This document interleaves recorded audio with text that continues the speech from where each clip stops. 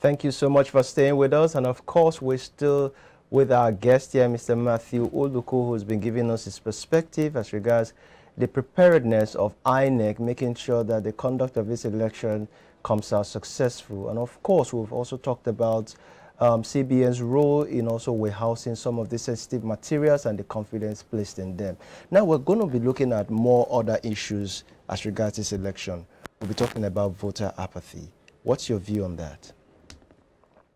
Nigerian election has always been characterized with voter apathy. I don't think this one is going to be an exception. But I equally take note of the enthusiasm of Nigerian youths in participating during the continual registration exercise. So that in itself is going to increase the number of participation.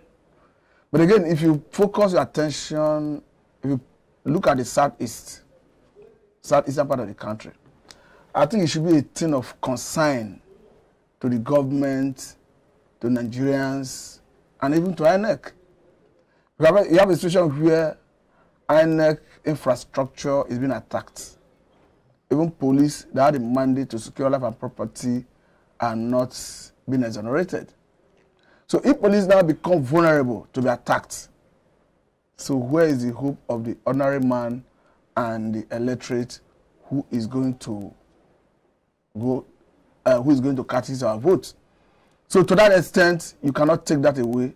It's going to affect the level of participation.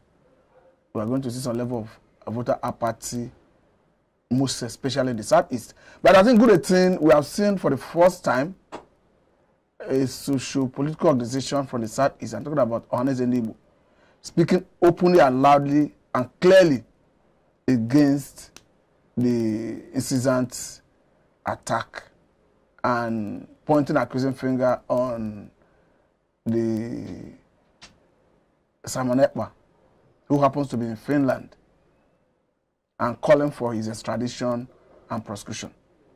So I think that in itself will rekindle some level of hope and confidence in the people that will have a voice that is speaking and challenging the non-state actor. But however I look at it, because of the fear of unknown, some persons may be wary, may be unwilling to come out to participate, and we are going to see some level of voter apathy, especially from that southeastern part of the country. Now, looking at the fact that Samson Ekpa has been in the news for quite a while, for those who are watching, who is this guy? Who is this person in question? The little I know about him is that he's from the southeast and precisely from Ebonyi State, and he stays in Finland. I don't think I know much of him more than that. And even though the allegation, I think it's still in the realm of allegation, but hence we are seeing a body like Ohaneze coming out openly to accuse him and to ask government to extradite him for prosecution. I think we should commend Ohaneze for that bold and purposeful direction. Now, looking at the problem going on in the southeast, we have so many agitators. You know, we're talking about the IPOP, we're talking about the other, agitations group. I can't remember the name right about now. What do you think could be done to make sure that people within those areas can be able to freely come out and, of course, express their To be quite honest with you, choice? We have a situation, you see, it now brings us back to issue of constitutional democracy.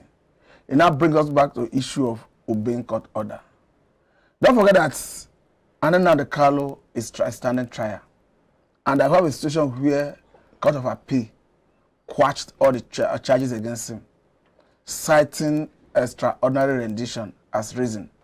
That since he was extraordinary renditioned to Nigeria, the federal government have lost its right to prosecute him. I have a situation where federal government flagrantly flouted that order. And that in itself has a way of igniting crisis.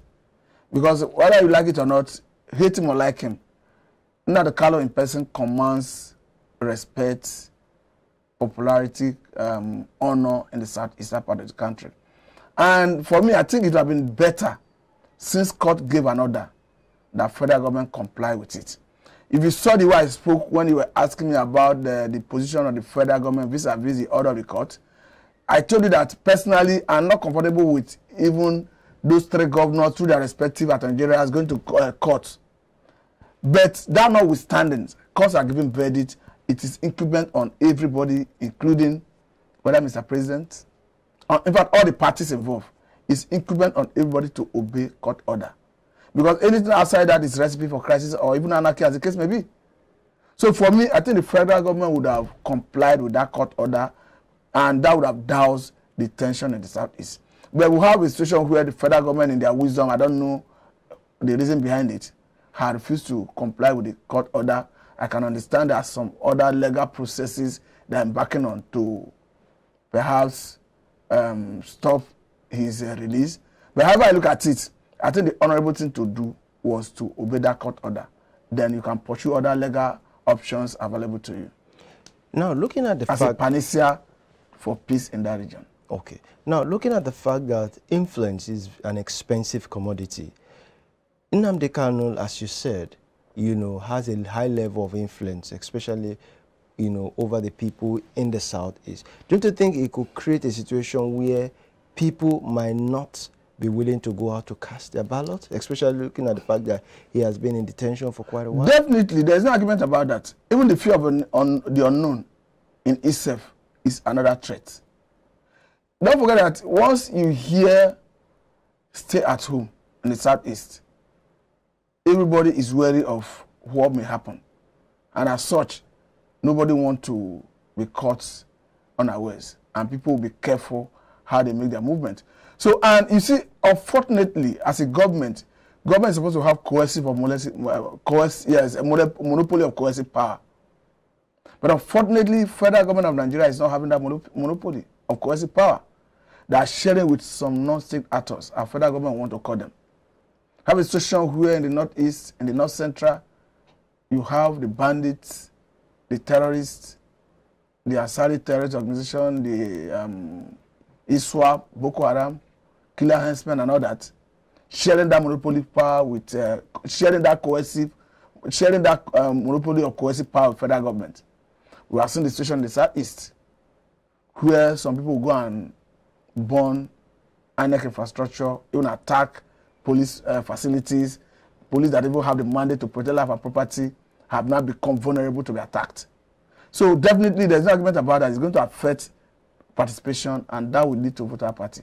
There's no argument about that. Okay, so now it's about time for us now to, play a clip for you to be able to understand the subject matter we're discussing, especially when it comes to voter apathy and also how ready Nigerians are to cast their ballot.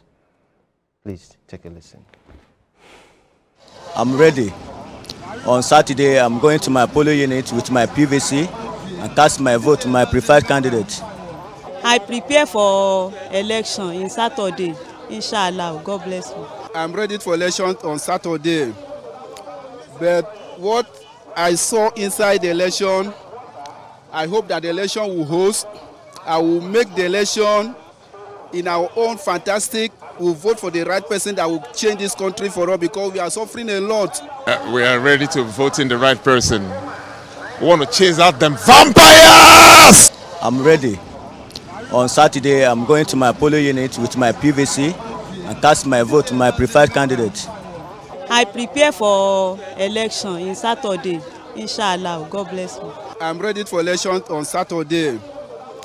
But what I saw inside the election, I hope that the election will host.